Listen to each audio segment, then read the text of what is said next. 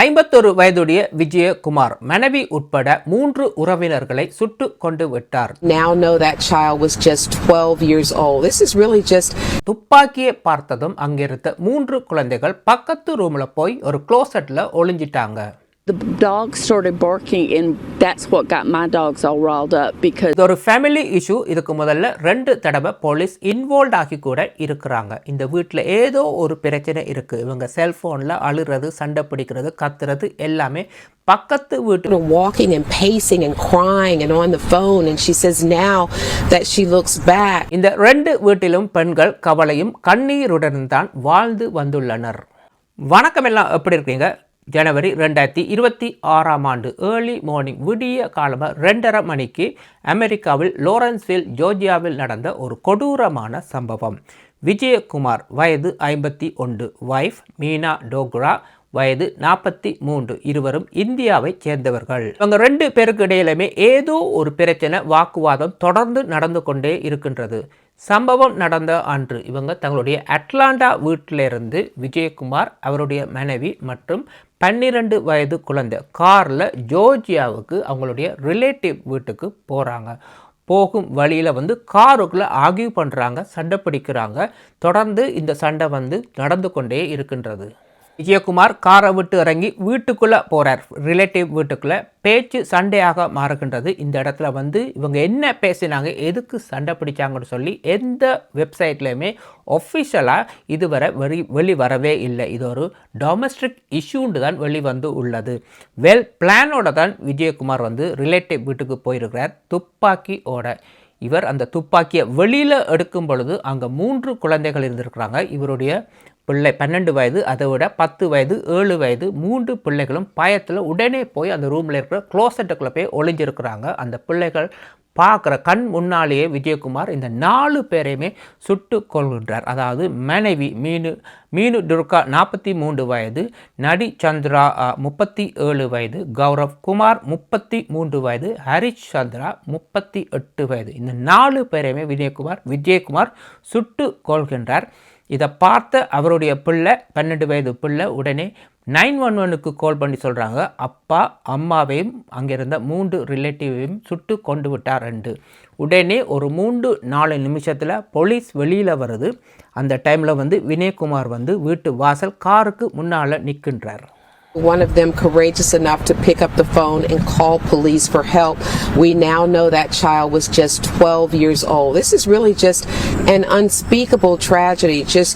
This neighborhood really still in shock. Lots of people have been driving by to take a look at the scene of what happened here.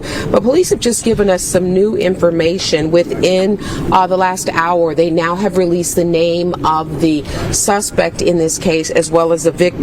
He is 51-year-old Vijay Kumar, and what we have learned is that he was actually from Atlanta.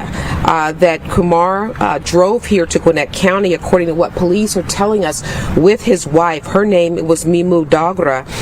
They got into an argument in Atlanta, according to police, then drove here to Gwinnett County with their 12-year-old child in that car. Now, police say once they got here, Kumar shot and killed not only his wife but 3 other relatives.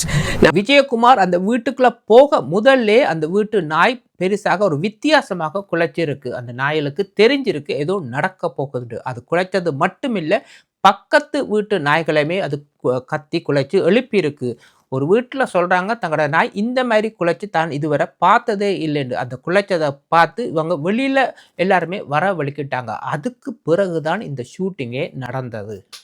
the dog started barking and that's what got my dogs all riled up because Teddy and Simon hear sirens but they don't bark at it, but they went ballistic and it was scary I didn't understand what was going on, so I was totally shocked to see it was something really tragic so close. Police இந்த வீட்டுக்குள்ள வாரது முதல் தடவை இல்லை, இது 3வது தடவை. இதுக்கு முதல்ல வினயகுமாருக்கும் அவருடைய பிரதர்-இன்-லாவுக்கும் ஃபோனுக்குள்ளால ஒரு வாக்குவாதம், ஒரு த்ரெட்டன். அவருடைய பிரதர்-இன்-லா பயத்தில் எனக்கு இவர் ஏதோ செய்திடுவார்னு சொல்லி போலீஸுக்கு கால் பண்ண ஒரு கேஸ் இருக்குது. 2வது தடவை போன ஜனவரி 10ஆம் தேதி பிரதர் இன் லோக்கும் ஃபாதர் இன் லோக்கும் ஒரு பிரச்சனை போய் அந்த இடத்துல போலீஸ் வந்துள்ளது. அங்கேயும் அது ஒரு பிரச்சனை போய் முடிஞ்சிருக்கு. ஸோ அப்படி பார்க்கும் பொழுது இது பெண்கள் சம்பந்தப்பட்ட பிரச்சனை மாதிரி தெரியவில்லை. சரி, ஒரு நேபர் ஒன்று நோட்டிஃபை பண்ணியிருக்கிறாங்க. A female that lives in the house behind me, and she used to see her sort of walking and pacing and crying and on the phone, and she says now அந்த வீட்டில் இருக்கிற girl எப்போ பார்த்தாலும் பேக்யார்டில் போய் இன்னும் ஒரு கேர்ளோட கதைக்கிற மாதிரியும் அழுகிறதும் ஒரே சோகமாகவும் அழுது கதைக்கிறத வந்து நோட்டீஸ் பண்ணியிருக்கிறாங்க.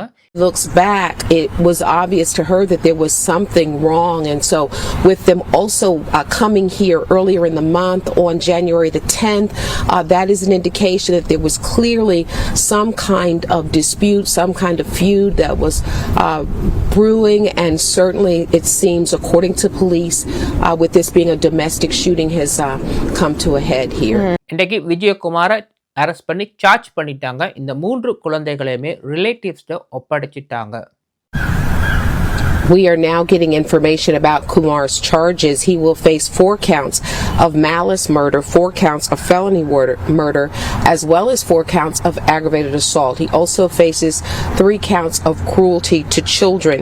And there is definitely a lot of concern for those children. A lot of people wondering, certainly their lives will never be the same. What happens to them now? We are told, according to police, that they are now with family members.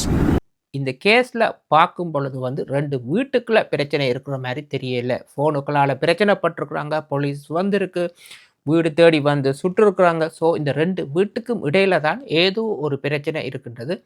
இந்த 2 வீட்டுக்கும் இடையில இந்த 2 கேர்ளுமே அழுது கதைக்கிறாங்கன்னு சொன்னால் இந்த 2 பெண்களுமே கண்ணீரும் சோகத்தோட தான் வாழ்ந்துருக்கிறாங்க. நான் இங்கே ஒரு சொத்து பிரச்சனை இருந்திருக்கலாம், டவுரி பிரச்சனை இருந்திருக்கலாம், ஒரு பிஸ்னஸில் ஒரு பிரச்சனை இருந்திருக்கலாம், ஏன் கடனை வாங்கி கொடுக்காம இருந்திருக்கலாம்.